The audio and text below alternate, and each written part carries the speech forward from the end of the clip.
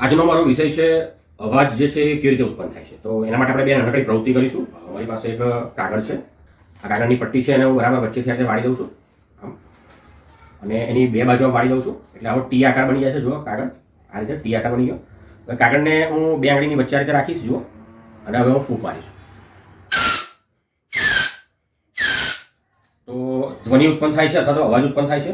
એ જ રીતે બીજી એક એક્ટિવિટી છે. અમારી પાસે એક સ્ટ્રો છે અને આ સ્ટ્રોને મેં આ રીતે કાપી નાખી છે જુઓ, અને એનો આગળનો જે ભાગ છે મેં ત્રિકોણાકાર બનાવી દીધો છે. નાનપણમાં તમે આવી રમત રમ્યા હશો. હવે હું આને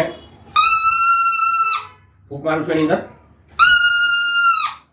તો અવાજ ઉત્પન્ન થાય છે. તો સવાલ એ છે કે આ કેમ ઉત્પન્ન થાય છે જે ધ્વનિ જે છે. તો જ્યારે હું ફૂંક મારું છું ત્યારે આ કાગળ જે છે એ ધ્રુજારી અનુભવે છે એટલે અવાજ ઉત્પન્ન થાય છે. અને એ જ રીતે જ્યારે આ સ્ટ્રો જે છે એમાં હું ફૂંક મારું છું ત્યારે આ સ્ટ્રોનો આ જે ભાગ છે ધ્રુજારી અનુભવે છે અને મિત્રો અવાજ ઉત્પન્ન થાય છે.